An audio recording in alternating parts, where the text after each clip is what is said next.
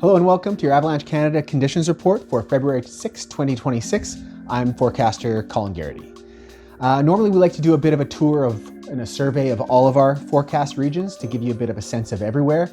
But this week we've got a situation developing that warrants a bit more of a focused approach. Folks who follow our forecasts are probably already aware of the late January weak layer.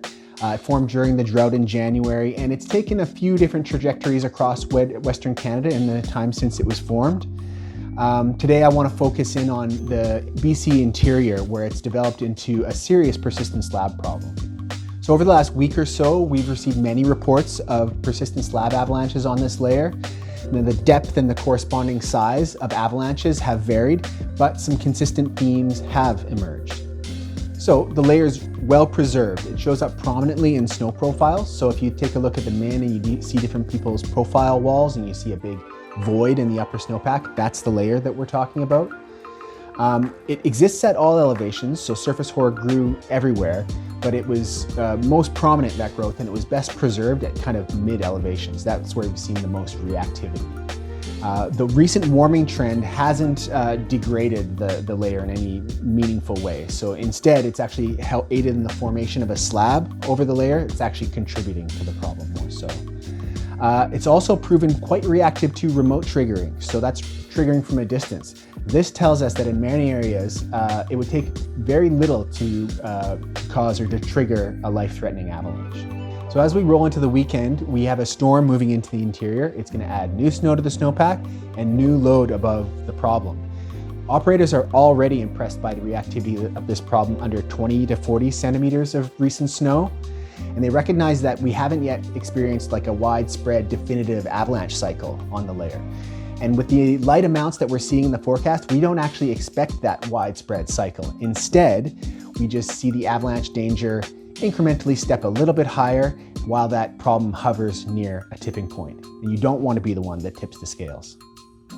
So with all this in mind, what's our advice? Well, having a dig down to take a look at the problem is a bit double-edged. It's a great way to confirm what form the layer takes in your location, but you need to be careful not to dismiss it if you don't find it. Surface hoar formation and preservation is really spatially variable, and just because you don't find it doesn't mean it's not nearby. And your ECT or your ski cut may not give you the feedback that you need to make a safe decision. In general, we've had a fairly forgiving snowpack in the interior, but so far this season. But with this problem in play, it's time to step back and exercise the restraint that's more in line with a typical interior snowpack with surface hoar problems.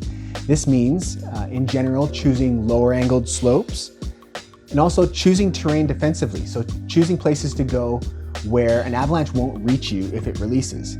And then measuring your group's exposure to terrain very carefully if you do find yourself moving through a bit of suspect terrain.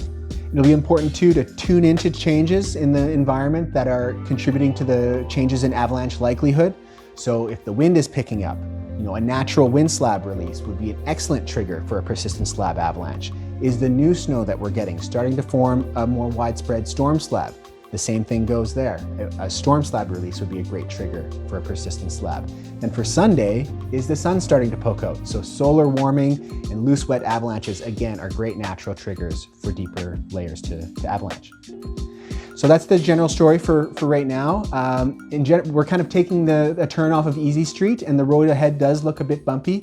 So keep both hands on the wheel and your eyes on the road, and we'll see you next week for another update.